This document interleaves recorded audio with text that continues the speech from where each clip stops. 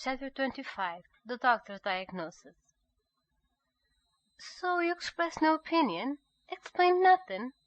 Let him go on believing that? Oh, Dickie, and you might have said so much." In the quiet of the Scotch Sabbath morning, Jane and the Doctor had climbed the winding path from the end of the terrace, which zigzagged up to a clearing amongst the pines. Two fallen trees at a short distance from each other provided convenient seats in full sunshine, facing a glorious view, down into the glen, across the valley, and away to the purple hills beyond. The Doctor had guided Jane to the sunnier of the two trunks, and seated himself beside her. Then he had quietly recounted practically the whole of the conversation of the previous evening. "I express no opinion. I explain nothing. I let him continue to believe what he believes, because it is the only way to keep you on the pinnacle where he has placed you. Let any other reason for your conduct than an almost infantile ignorance of men and things be suggested and accepted, and down you'll come, my poor Jane, and great will be the fall. Mine shall not be the hand thus to hurl you headlong. As you say, I might have said so much, but I might also have lived to regret it." "I should fall into his arms," said Jane recklessly, "and I would sooner be there than on a pinnacle." "Excuse me, my good girl," replied the Doctor. "It is more likely you would fall into the first express going south. In fact, I am not certain you would wait for an express. I can almost see the Honourable Jane quitting yonder little railway station, seated in an empty coal truck. No, don't start up an attempt to stride about among the pine needles," continued the Doctor, pulling Jane down beside him again. "You'll only trip over a fir cone and go headlong into the valley. It is no use forestalling the inevitable fall." "Oh, Dickie," sighed Jane, putting her hand through his arm, and leaning her bandaged eyes against the rough tweed of his shoulder, "I don't know what has come to you to-day. You are not kind to me. You have harrowed my poor soul by repeating all Garth said last night, and, thanks to that terribly good memory of yours, you have reproduced the tones of his voice in every inflection, and then, instead of comforting me, you leave me entirely in the wrong and completely in the lurch." "In the wrong, yes," said Eric. "In the lurch, no. I did not say I would do nothing to-day. I only said I could do nothing last night. You cannot take up a wounded thing and turn it about and analyze it. When we bade each other good night, I told him I would think the matter over and give you my opinion to-day. I will tell you what has happened to me, if you like. I have looked into the inmost recesses of a very rare and beautiful nature, and I have seen what havoc a woman can work in the life of the man who loves her. I can assure you last night was no pastime. I woke this morning feeling as if I had, metaphorically, been beaten black and blue." "Then what do you suppose I feel?" inquired Jane pathetically. "You still feel yourself in the right, partially," replied Derek, "and so, as long as you think you have a particle of justification and cling to it, your case is hopeless. It will have to be, 'I confess. Can you forgive?'" "But I acted for the best," said Jane. "I thought of him before I thought of myself." "It would have been far easier to have accepted the happiness of the moment and chanced the future." "That is not honest, Jeanette. You thought of yourself first. You dared not face the possibility of the pain to you if his love cooled or his admiration waned. When one comes to think of it, I believe every form of human love, a mother's only excepted, is primarily selfish. The best chance for Dalmain is that his helpless blindness may awaken the mother love in you. Then self will go to the wall." "Ah me!" sighed Jane. "I am lost and weary and perplexed in this bewildering darkness. Nothing seems clear, nothing seems right. If I could see your kind eyes, boy, your hard voice would hurt less." "Well, "Take off the benches and look," said the doctor. "I will not," cried Jane furiously. "Have I gone through all this to fail at last?" "My dear girl, this self-imposed darkness is getting on your nerves. Take care it does not do more harm than good. Strong remedies—" "Hush!" whispered Jane. "I hear footsteps." "You can always hear footsteps in a wood if you hearken for them," said the doctor, but he spoke low, and then sat quiet, listening.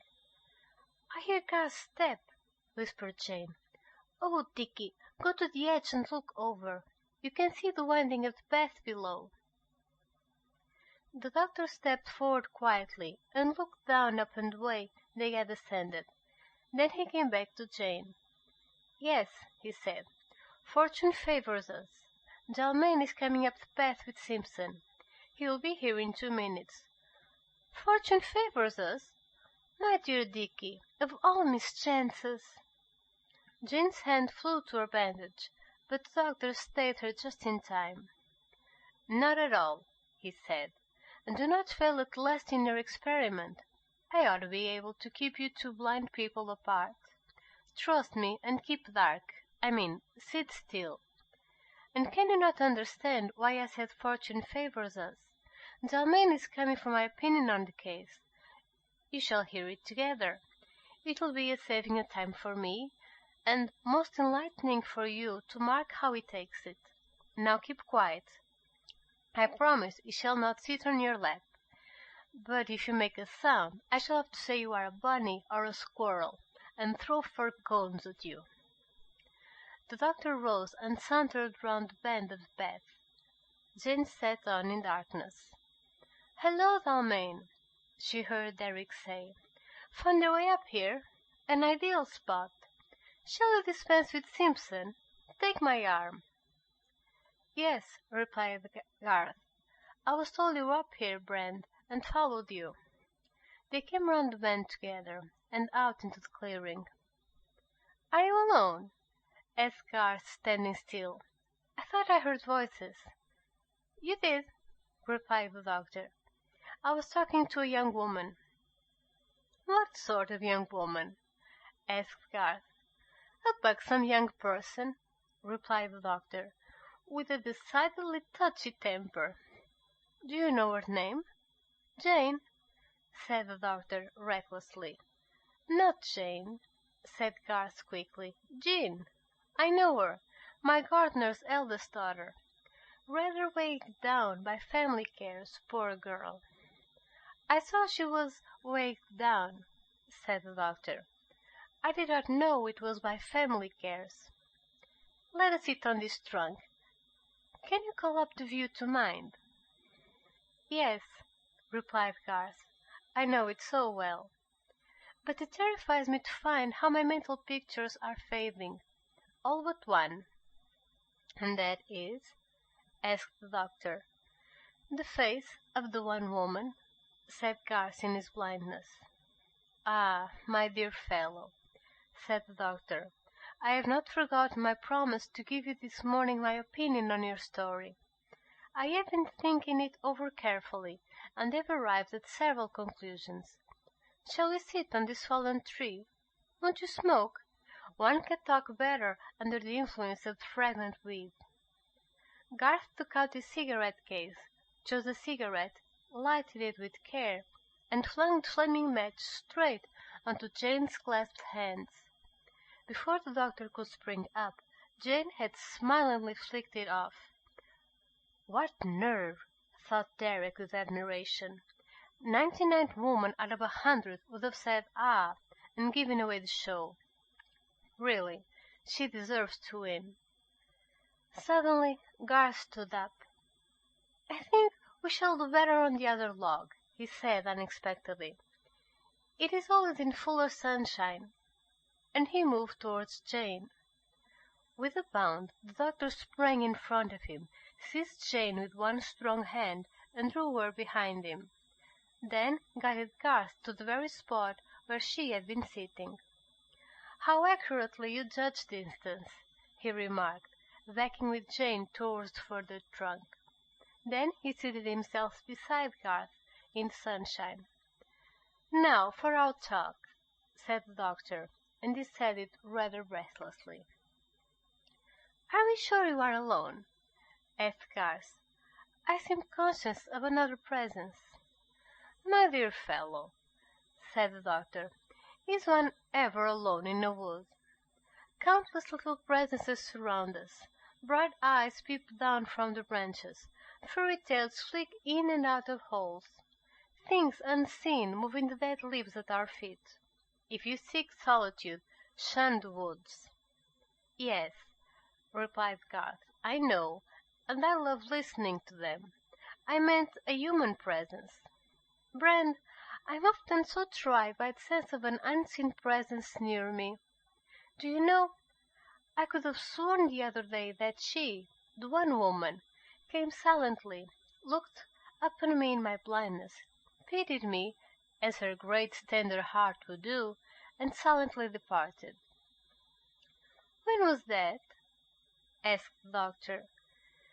"A few days ago. Dr. Rob had been telling us how he came across her in I must not say where. Then he and Miss Grey left me alone, and in the lonely darkness and silence I felt her eyes upon me." "Dear boy," said the doctor, "you must not encourage this dread of unseen presences. Remember, those who care for us very truly and deeply can often make us conscious of their mental nearness, even when far away, especially if they know we are in trouble and needing them. You must not be surprised if you are often conscious of the nearness of the one woman, for I believe, and I do not say it lightly, Dalmain, I believe her whole heart and love and life are yours." "Good Lord!" exclaimed Garth, and springing up, strode forward aimlessly. The doctor caught him by the arm. In another moment he would have fallen over Jane's feet. "Sit down, man," said the doctor, "and listen to me. You gain nothing by dashing about in the dark in that way. I'm going to prove my words, but you must give me your calm attention. Now listen. We are confronted in this case by a psychological problem, and one which very likely has not occurred to you. I want you for a moment to picture the one man and one woman facing each other in the Garden of Eden, or in the moonlight, whatever it was, if you like better. Now, will you realize this? The effect upon a man of falling in love is to create in him a complete unconsciousness of self. On the other hand, the effect upon a woman of being loved and sought, and the respondent to that love and seeking, is an accession of intense self-consciousness. He, longing to win and take, thinks of her only. She, called upon to yell and give, has her mind turned at once upon herself. Can she meet his need? Is she all he thinks her? Will she be able to content him completely, not only now, but in the longer vista of years to come? The more natural and unconscious of self she had been before, the harder she would be hit by this sudden, overwhelming attack of self-consciousness. The doctor glanced at Jane on the log 6 yards away. She had lifted her clasped hand and was nodding towards him, her face radiant with relief and thankfulness. He felt he was on the right tack, but the white face beside him clouded heavily, and the cloud deepened as he proceeded. "You see, my dear chap, I gather from yourself she was not of the type of feminine loveliness you were known to admire. Might you not have feared that her appearance would, after a while, have failed to content you?" "No," replied Garth with absolute finality of tone. "Such a suggestion is unworthy. Besides, had the idea by any possibility entered her mind, she would only have had to question me on this point. My decision would have been final. My answer would have fully reassured her." "Love is blind," quoted the doctor quietly. "They lie who say so," cried Garth violently. Love is so far-seeing that it sees beneath the surface and delights in beauties unseen by other eyes. "Then you do not accept my theory?" asked the doctor. "Not as an explanation of my own trouble," answered Garth, "because I know the greatness of her nature would have lifted her far above such a consideration. But I do indeed agree as to the complete oblivion to self of the man in love. How else could we ever venture to suggest to a woman that she should marry us? Ah, Brand, when one thinks of it, the intrusion into her privacy, the asking the right to touch even her hand at will. It could not be done unless the love of her and the thought of her had swept away all thoughts of self. Looking back upon that time, I remember how completely it was so with me. And when she said to me in the church, 'How old are you?' Ah, I did not tell you that last night. The revulsion of feeling brought about by being turned at that moment in upon myself was so great that my joy seemed to shrivel and die in horror at my own unworthiness." Silence in the wood. The doctor felt he was playing a losing game. He dared not look at the silent figure opposite. At last he spoke. "Dalmain, there are two possible solutions to your problem. Do you think it was a case of Eve holding back in virginal shyness, expecting Adam to pursue?" "Ah, no," said Jane emphatically. "We had gone far beyond all that.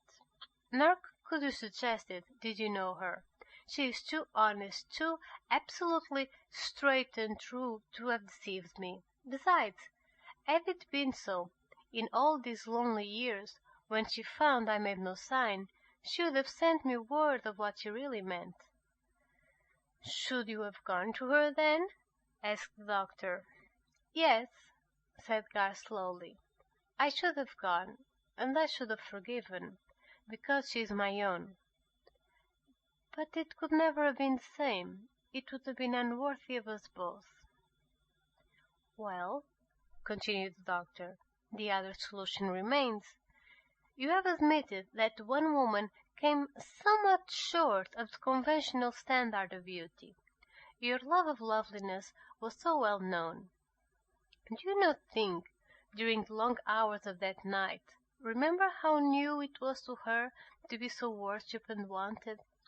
Do you not think her courage failed her? She feared she might come short of what eventually you would need in the face and figure always opposite you at your table. And, despite her own great love and yours, she thought it wisest to avoid future disillusion by rejecting present joy. Her very love for you would have harmed her to this decision." The silent figure opposite nodded, and waited with clasped hands. Derek was pleading her cause better than she could have pleaded it herself. Silence in the woods. All nature seemed to hush and listen for the answer. Then, "No," said Garth's young voice unhesitatingly. "In that case she would have told me your fear, and I should have reassured her immediately. Your suggestion is unworthy of my beloved." The wind sighed in the trees. A cloud passed before the sun. The two who sat in darkness shivered and went silent. Then the doctor spoke. "My dear boy," he said, and a deep tenderness was in his voice, "I must maintain my unalterable belief that to the one woman you are still the one man. In her blindness her rightful place is by your side. Perhaps even now she is yearning to be here. Will you tell me your name, and give me leave to seek her out, hear from herself her version of the story, and, if it be as I think, bring her to you, to prove, in your affliction, her love and tenderness?" "Never," said Garth, "never, while life shall last. Can you not see that if when I had sight and fame and all heart could desire, I could not win her love, what she might feel for me now in my helpless blindness could be but pity, and pity from her I could never accept."